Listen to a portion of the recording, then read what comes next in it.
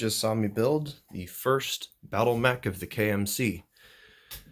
And this particular one, I mean, it's just a prototype for now, canonically at least.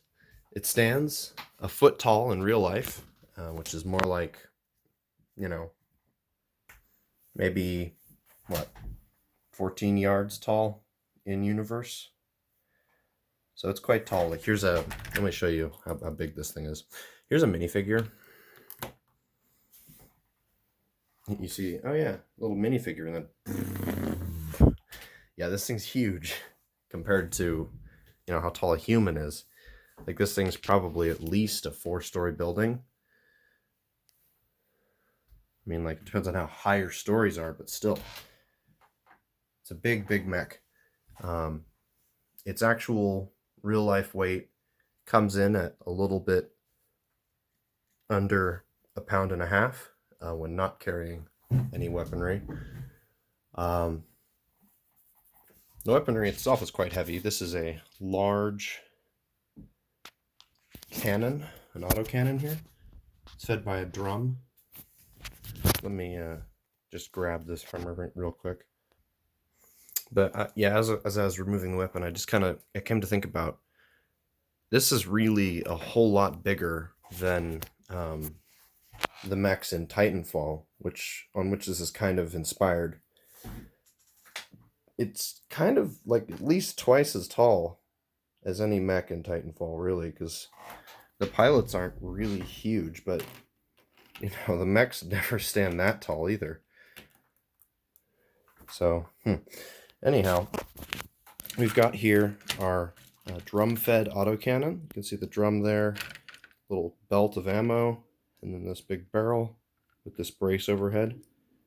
Got some chains on there for detail, and then she usually holds it back here. And there's a couple different ways it can be held. It can be held around this bit here. It can also be held, if you hold it there, it kind of balances pretty well. So that's sort of the carry handle.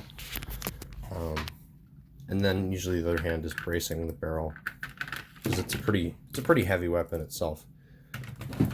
I'd say it probably weighs about like 1/6 of her weight anyway. So then we've got this other one, which is a lot less unwieldy.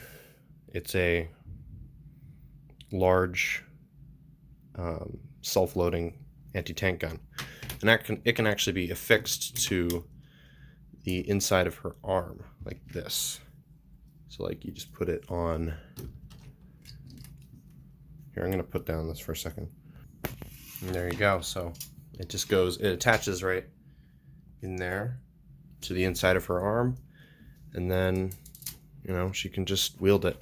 And it's light enough that it doesn't mess with the elbow joint here. And it's, it's a big cannon. Like, you can't really go wrong with that. She can still use her other arm just fine, Doesn't have to hold it with both hands, is what I'm saying. So anyway, you can also get this guy in there, since this is a pilotable mech technically.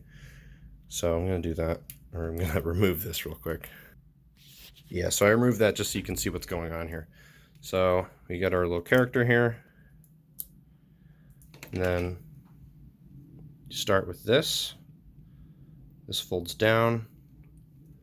Then these fold out, revealing your little seat in there.